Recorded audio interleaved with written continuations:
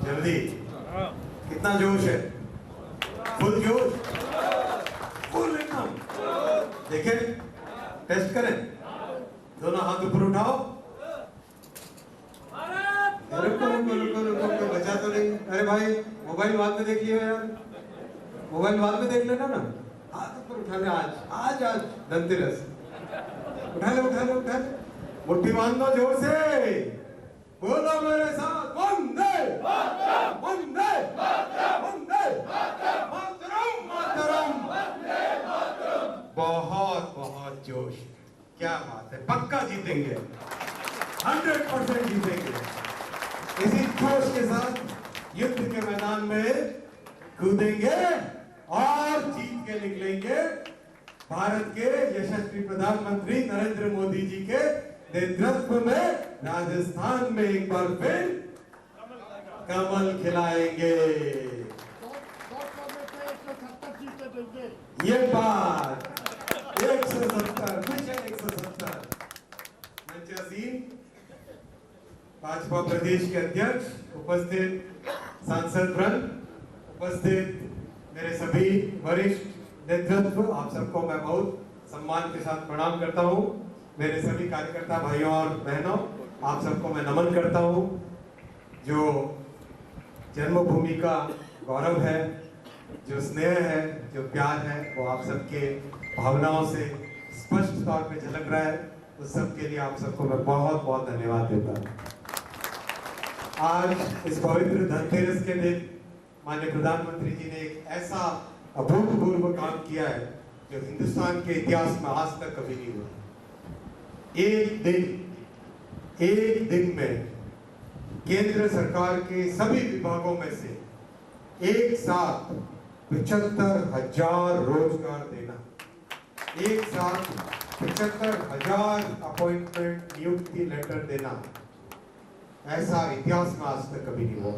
और ये साथियों शुरुआत है, ये शुरुआत है। इसके बाद में अलग अलग फेजेस में कुल मिला के 10 लाख रोजगार के नियुक्ति पत्र केंद्र सरकार के विभिन्न मंत्रालयों में दिए जाएंगे। और उस सब के लिए हम सब कटिबद्ध हैं, हम सब उसके लिए मेहनत कर रहे हैं। माननीय प्रधानमंत्री जी का ये जो नौजवानों के लिए संकल्प है वो पूरा होगा।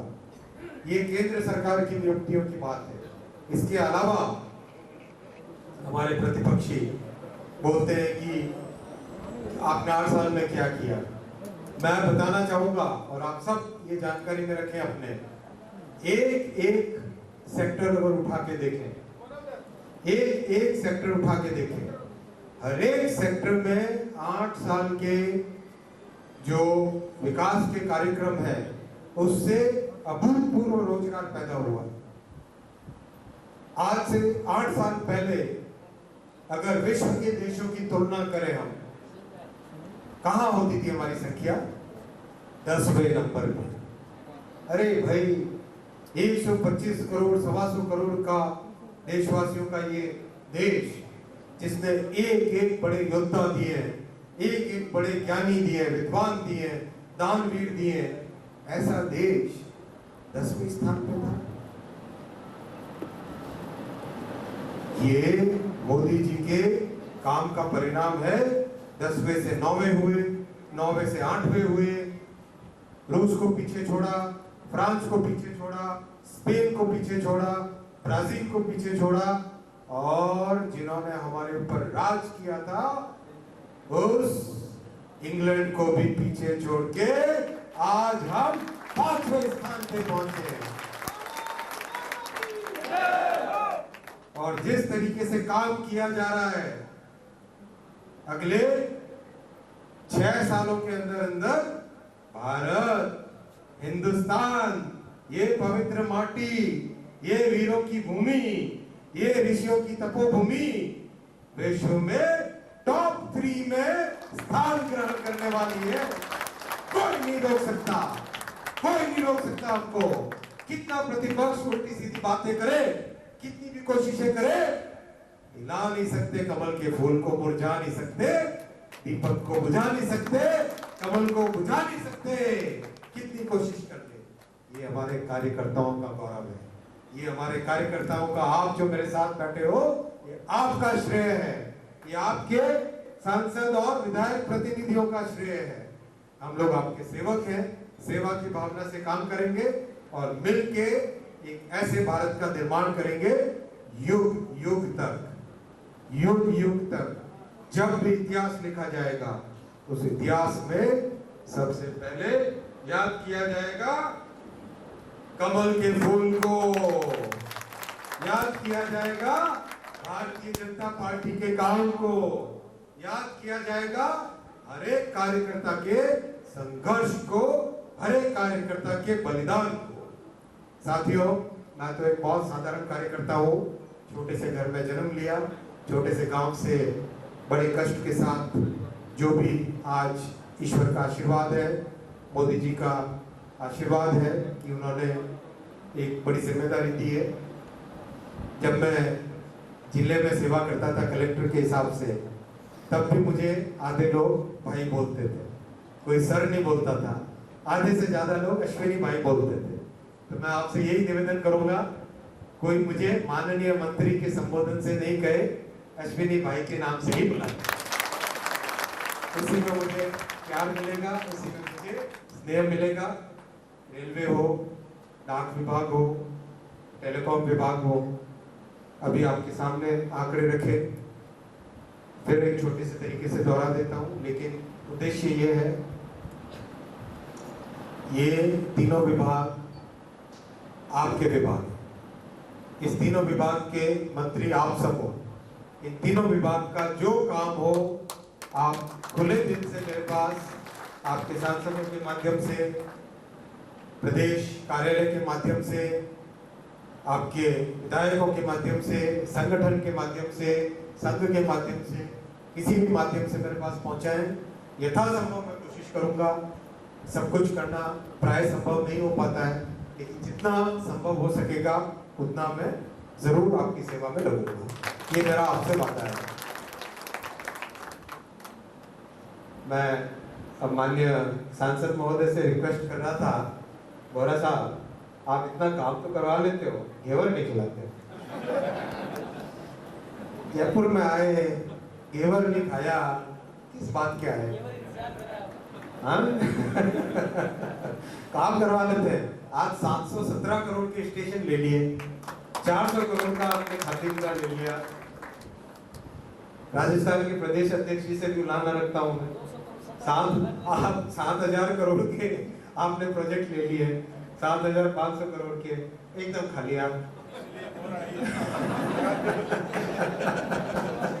कह दिया कि बेटे का धर्म निभा लो, जमाई का धर्म निभा लो।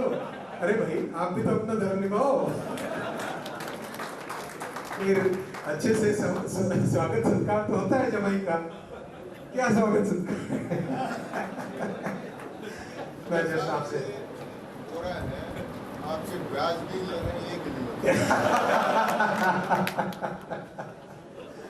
मजे मजे की बात है, भाइयों के बीच में आपस में हंसी मजाक भी होना चाहिए। बहुत बहुत धन्यवाद। और इसी तरह से राजस्थान के बाकी जो भी प्रकल्प है, आज अपने पास राजस्थान के हर दूसरे तीसरे दिन कोई न कोई नया प्रोजेक्ट आके सैंक्शन हो रहा है।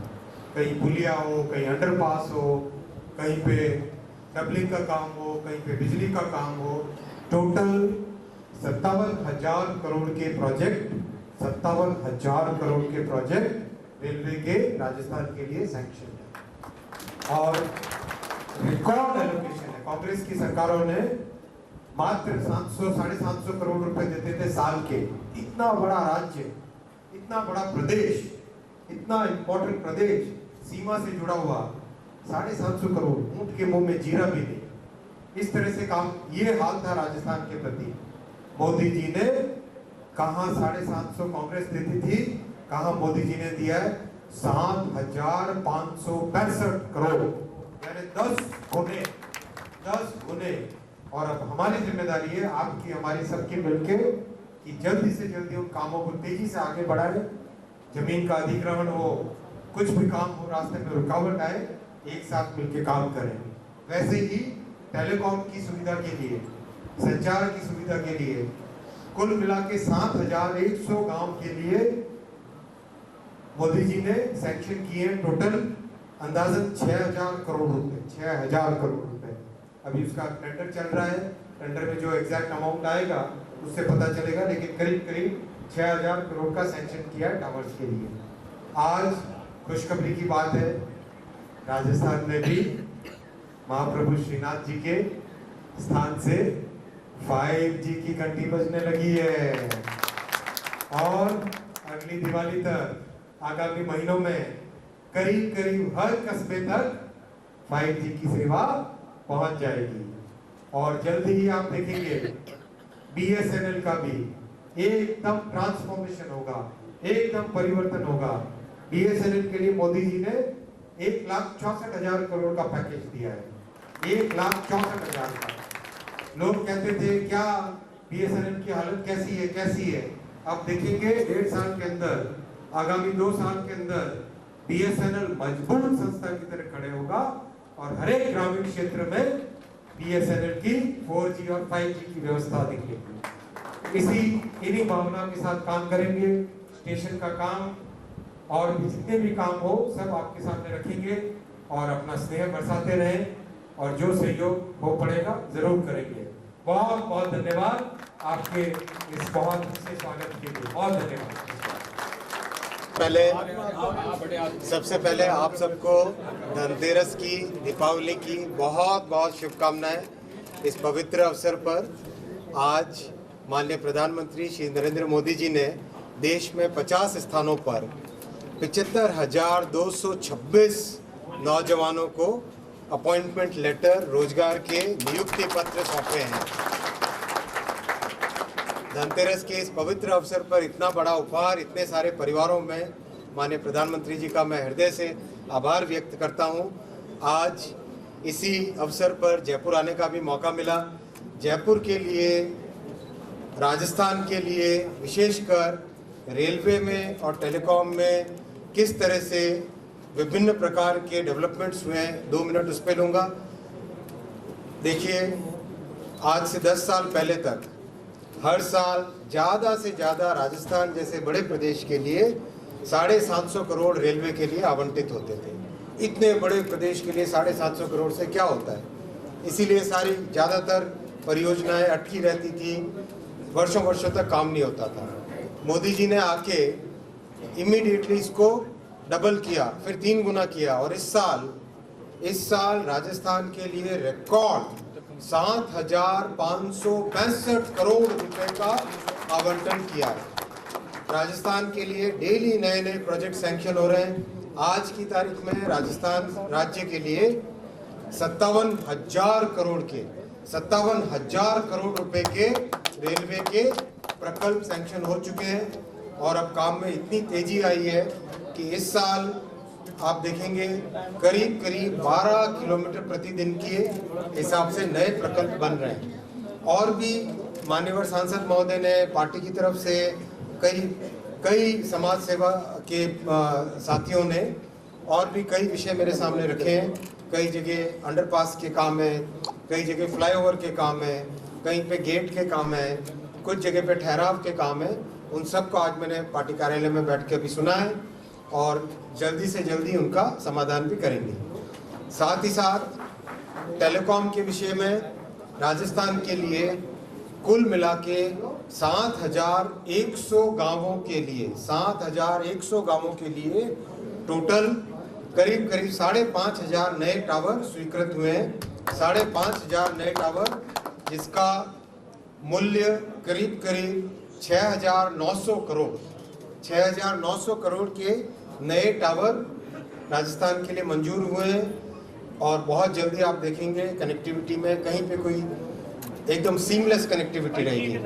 और आज आप सबको खुशी भी होगी, आज से राजस्थान में भी 5G का शुभारंभ हुआ है। बहुत जल्दी अगली दिवाली तक राजस्थान के करीब हर कस्बे तक 5G की सुविधा पहुंच जाएगी। टावर सारे 5G देखिए टावर होता है, उसके ऊपर जो इक्विपमेंट लगता है ना वो 4G होता है, 5G होता है, 2G होता है, तो टावर सेम होता है। अब जितने भी टावर हैं उनके ऊपर जहाँ 4G लगा हुआ था उसके साथ ही साथ 5G का इक्विपमेंट लगना चालू हुआ है। इस तरह से होता है, ये टेक्नोलॉजी का विषय है। साथ ही साथ मैं विशेष धन्यवाद दूंगा कि जिस तरह से माननीय प्रधानमंत्री श्री नरेंद्र मोदी जी ने राजनीति को सेवा का, गरीब कल्याण का और सुशासन का एक माध्यम बनाया और देश की राजनीति को एक नई दिशा दी, सेवा की दिशा दी, उसी प्रेरणा से बहुत सारे हम सब कार्यकर्ता और विशेषकर आज खुशी की बात है राजस्थान प्रदेश के अध्यक्ष माननीय श्री सतीश जी पूनिया जी ने जिस तरह से सेवा भाव से रक्तदान का संकल्प लिया है, स्कूटी हमारे दिव्यांग भाइयों और बहनों के लिए स्कूटी की व्यवस्था और साथ ही साथ सुकन्या समृद्धि के रिकॉर्ड नंबर पे कितने भाई साहब 40 से 1 लाख खाते सुकन्या समृद्धि योजना में पैसा जो खोले हैं, आपका भी विशेष धन्यवाद। इसी भावना के साथ हमारे सभी काम कर रहे हैं। मैं विशेष धन्यवाद दूंगा माननीय सांसद महोदयों को।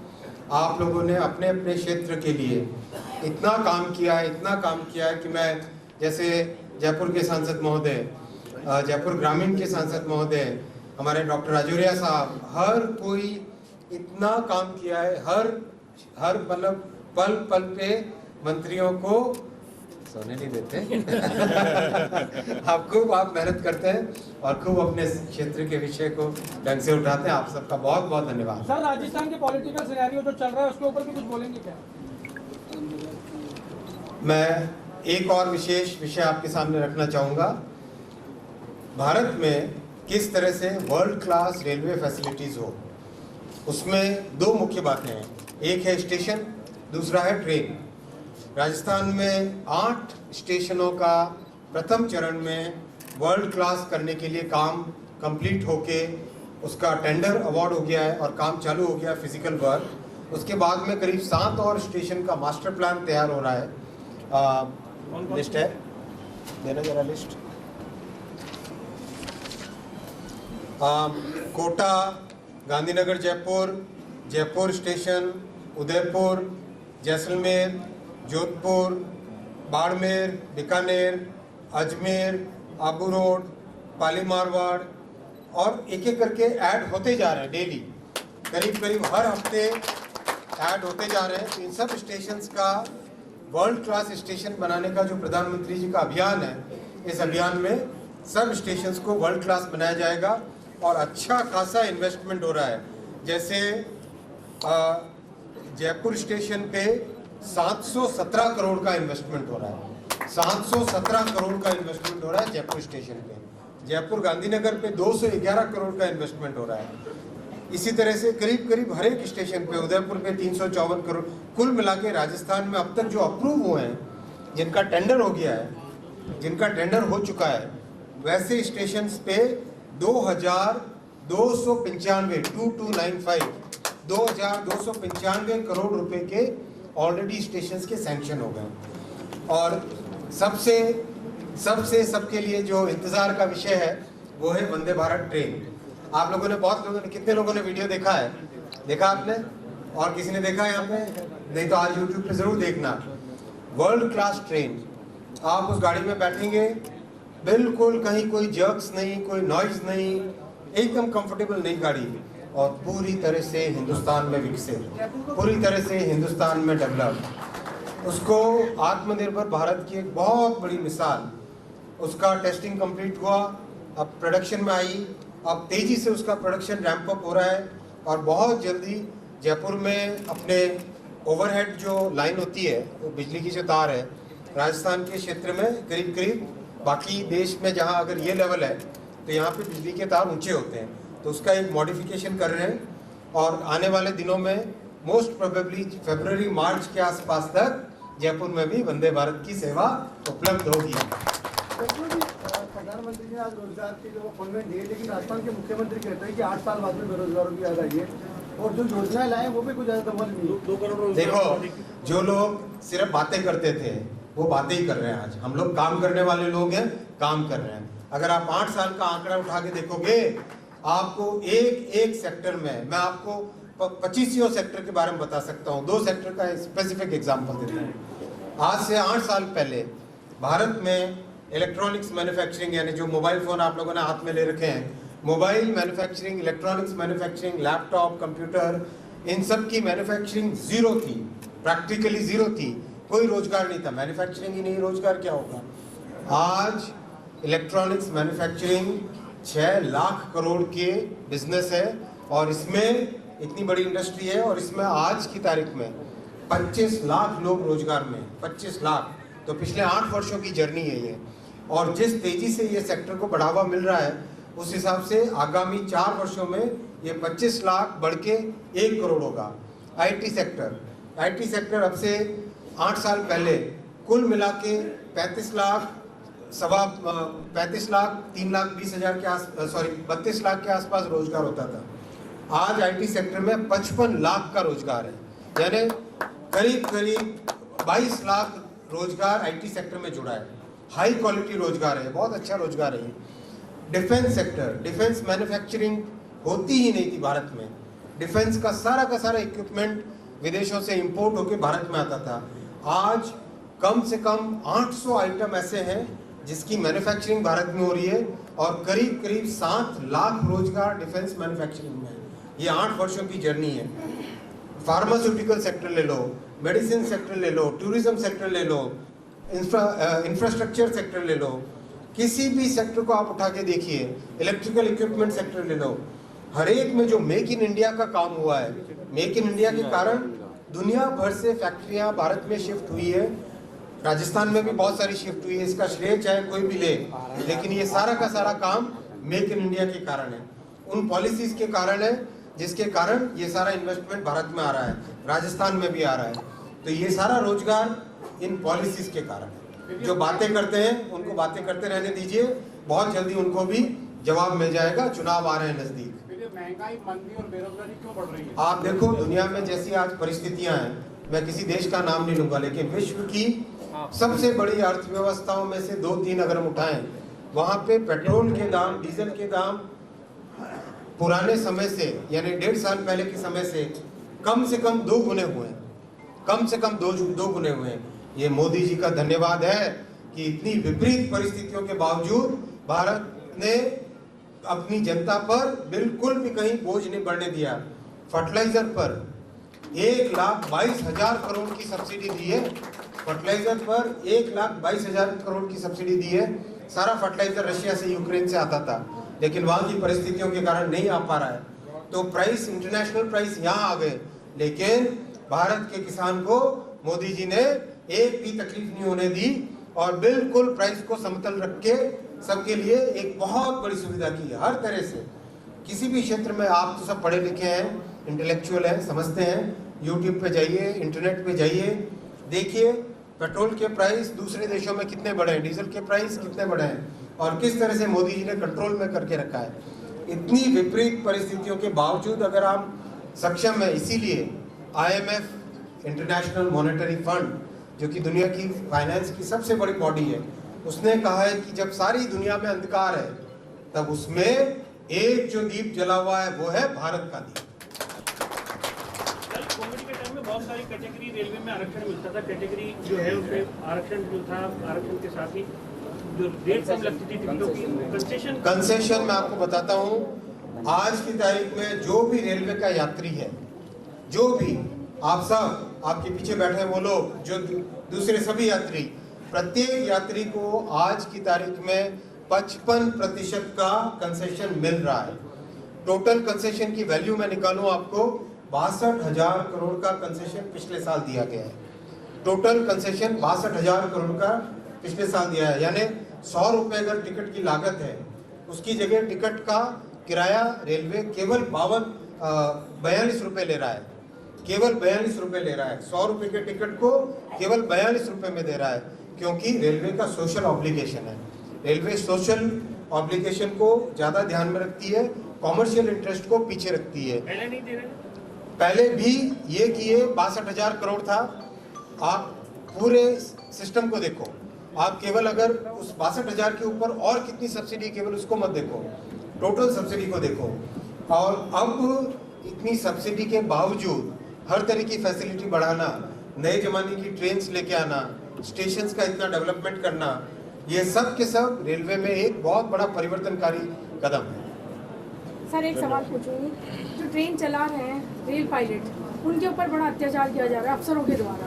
उनको सोने नहीं दिया जाता, उन्हें छुट्टी नहीं दी जाती है, उनके बच्चों के लिए अगर कोई बीमार हो तो उनकी कोई सुनवाई नहीं की जाती है। ऐसा जो भी अगर वाकया मेरी नज़र में आप लाएंगे स्पेसिफिक, मैं डेफिनेटली एक्शन लूँगा। बीच में एक विषय मेरे पास आया था कि ट्रेन पायलट्स के लिए वॉशरूम की सुविधा पे, उसके ऊपर तुरंत एक्शन लिया गया था। और 2 पायलट होते हैं, एक पायलट होता है, एक असिस्टेंट पायलट होता है, राइट, LP और ALP। असिस्टेंट पायलट और पायलट दोनों की में से 2 व्यक्ति हमेशा ट्रेन के कंट्रोल में रहने चाहिए होते हैं।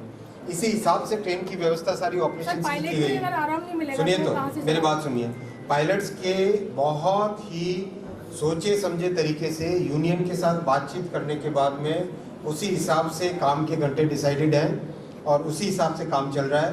कहीं पर भी अगर स्पेसिफिक शिकायत आए तो मेरी नज़र में लाइएगा। धन्यवाद आप लोगों का, थैंक यू, धन्यवाद, धन्यवाद बहुत बहुत।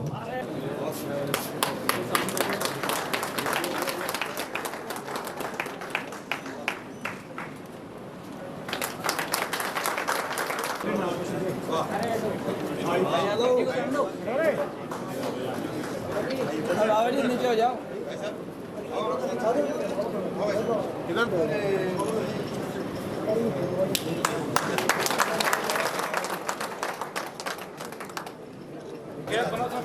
क्या होता है?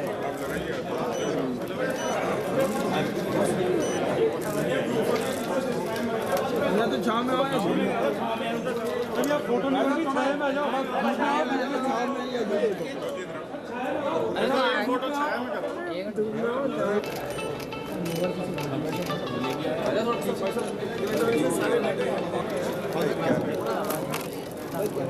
सबको ले लो आराम से,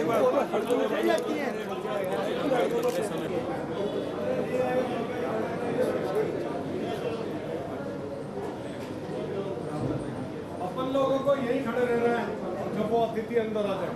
ये नहीं जगह मोर्चा छोड़ देना है। आपकी जगह अगर आपको अपनी फोटो निकाल दिया